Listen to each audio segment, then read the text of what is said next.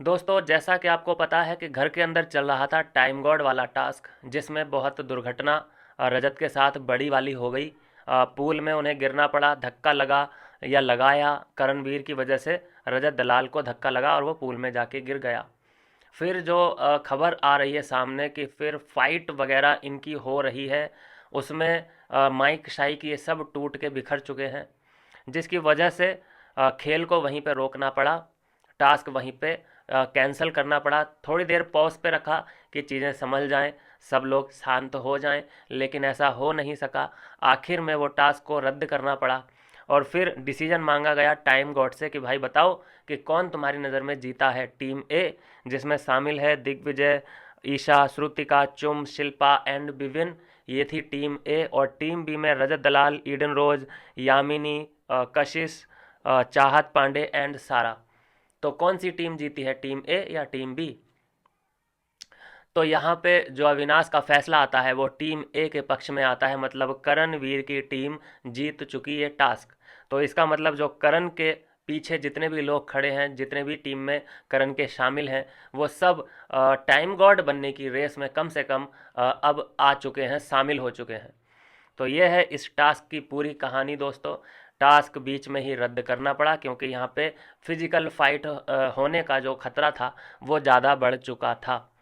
और वैसे ही नाम तो बदनाम कर ही रखा है रजत दलाल का कि ये कोई भी टास्क करने देगा नहीं, अपनी गुंडागर्दी हर वक्त चलाता है। अरे उसको छेड़ोगे तो वो क्या करेगा, वो पीछे हाथ थोड़ी ना बंधे हैं उसके। हर बार उस पर ब्लेम डाला जाता है और ये सबसे ज़्यादा नैरेटिव सेट कर रखा है करण ने कि तू तो किसी टास्क को मुझे करने ही नहीं देता, मतलब उसको तू धक्का दे रहा है, उसको तूने पूल में गिरा दिया। हालांकि ये अभी क्लियर नहीं है कि धक्का दिया है या पैर से ही काम चला दिया, उसको लड़खड़ा के गिरा दिया। कुछ ना कुछ तो किया है क्योंकि करण ही था सबसे उस वक्त पास में, और कोई था ही नहीं आदमी, तो ब्लेम तो करण पे ही डाला जाएगा ना। अब उसको चक्कर खा के तो वो गिरा नहीं है पूल में, कुछ ना कुछ तो हुआ है। कोई ये कहे कि भाई करण तो ऐसे खड़ा हुआ दिखाई दे रहा है, भाई ऐसे कैसे, मतलब वो पास में है और वो गिर गया अचानक, क्या चक्कर आ गए, वहाँ पे धूप ज़्यादा थी क्या? अगर मैं शुरू से बात करूं तो सारा की पेंटिंग सबसे खूबसूरत नज़र आ रही है। और यही देख के जलनवीर को थोड़ी सी जलन महसूस हुई कि यार अगर इसकी पेंटिंग अच्छी बन गई और हमारे तो पास कोई टैलेंट है ही नहीं, अपन तो बकैती करने वाले बकचोद आदमी हैं, अपने बस की कहाँ है ये टैलेंट दिखाना, तो चलो अपन तो पढ़ेंगे नहीं, इसके पन्ने और फाड़ देते हैं। गया उसने मार दी बाल्टी सारा की पेंटिंग पे। सारा का तो आप जानते ही हैं, सारा का मूड अगर बिखर गया तो फिर क्या होता है। उसने भी बाल्टी ली और उसके मुंह पे दे मारी करणवीर के। करण के बाल्टी लगते ही, कलर लगते ही फिर चुम दरांग एक्टिव हो गई। चुम दरांग ने फिर सारा कंट्रोल अपने हाथ में ले लिया लड़ाई दंगे का। और चुम दरांग जब शुरू होती है तो तीन चार लोग उसे लगते हैं पकड़ने के लिए, क्योंकि वो आउट ऑफ कंट्रोल हो जाती है, वो बर्दाश्त नहीं कर सकती कि कोई भी करण का एक भी बाल बांका कर सके। बहुत ही तगड़ी बॉडीगार्ड लगाई हुई है करण ने अपने साथ साथ। तो यहाँ से फिर लफड़ा ये शुरू होता है। हालांकि जो तस्वीरें आ रही हैं उसमें तो देखा यह जा रहा है शुरुआती दौर में कि रजत दलाल खुद बचाने की, बीच बचाव करने की कोशिश कर रहा है, लेकिन पता नहीं कैसे वो पिक्चर में हमेशा ऐसे ही दिखाई देता है कि खेल को ख़राब कर देने वाला। ये नैरेटिव बना रखा है लोगों ने दिमाग में खेल, जबकि वो खुद चाहता है कि टास्क कंप्लीट हो और हेल्दी वे में हो।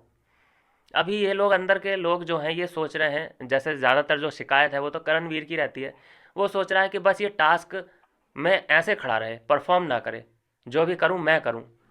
तो ये चीज़ें हैं दोस्तों जो सामने आ रही हैं। अविनाश ने एक गलत फैसला मुझे लगता है यहाँ पे सुनाया है, क्योंकि उस बेसिस पे सुनाना कि किसकी पेंटिंग सबसे ज़्यादा बेटर थी। तो भाई सारा की पेंटिंग मुझे सबसे खूबसूरत लग रही है, बन चुकी थी, ऑलमोस्ट फ्रेम तैयार कर दिया था, बन चुकी थी, उधर तो बनी भी नहीं थी। तो कम से कम फैसला तो रजत के पक्ष में आना चाहिए था कि हाँ सर, मैंने खुद देखा कि इसकी पेंटिंग बन चुकी थी लेकिन इसने काम खराब कर दिया। उसकी पेंटिंग खराब करने की जो शुरुआत करी है वो करणवीर ने करी है। तो मेरे हिसाब से तो रजत की टीम विन करनी चाहिए थी, लेकिन ये एक बायस डिसीजन अविनाश ने लिया है मुझे लगता है, क्योंकि उधर विभिन्न भी है, करण की टीम में विभिन्न भी है, ईशा भी है। तो इस वजह से हो सकता है कि इधर के लोगों के पक्ष में ये अविनाश ने फैसला लिया है। अब इससे आगे जाके क्या बेनिफिट मिलेगा अविनाश को, ये तो वक्त बताएगा, लेकिन यहाँ ज़रूर ये बायस डिसीजन लिया गया है। काश ये बायस डिसीजन उस वक्त भी ले लिया होता जब ईशा के हाथ में विभिन्न की तस्वीर थी और वो फ्रीज हो गई थी। उसे कुछ समझ नहीं आ रहा था मैं क्या करूं, तो उसके हाथ से तस्वीर खींच लेता और कहता कि हाँ भाई, ये सबसे पहले आई है, और दे नहीं पाई लेकिन आई सबसे पहले है। बायस डिसीजन ले लेता। कौन खिलाफ जाता अविनाश के? कोई भी नहीं जाता। इनफैक्ट कि सब इस बात से हैरान थे कि इसने विपिन को क्यों नहीं बचाया, इसने बायस डिसीजन क्यों नहीं लिया, क्योंकि वहाँ पे अब जो माहौल है वो ये है कि बायस डिसीजन जो नहीं लेता है वो होतिया दिखता है। यामिनी ने खुद बोल रही है कि मैं बायस डिसीजन लूँगी, कोई उसमें बुराई नहीं, अपनों के लिए लो ना, क्या दिक्कत है। लेकिन ये कहीं ना कहीं समझ पा रहा हूँ मैं कि कोई ज़्यादा ही अपना दिल का करीब, दिल का अजीज किसी सिचुएशन में फंसा है, तभी बायस डिसीजन लिया जाता है। जैसे कि करण की टीम में ईशा है इस वक्त, तो उसकी तरफ ले लिया गया बायस डिसीजन और करण को जिता दिया गया। बताइए कितनी बड़ी अनहोनी है ये। करण से कहाँ 36 का आंकड़ा रहता था, शक्ल देखना पसंद नहीं था, आज कैसे समीकरण बनते नजर आ रहे हैं भाई। बिग बॉस कमाल का शो है भाई। यहाँ पे कौन किसके बारे में क्या सोच रहा है, क्या कर रहा है, ये ये बहुत सी तस्वीरें लोगों की असली चेहरे मुखौटे हटा के बिग बॉस हमें दिखा देता है। धन्य है भाई ऐसे शो को बनाने वालों की। मिलता हूँ दोस्तों नेक्स्ट वीडियो में नई अपडेट के साथ।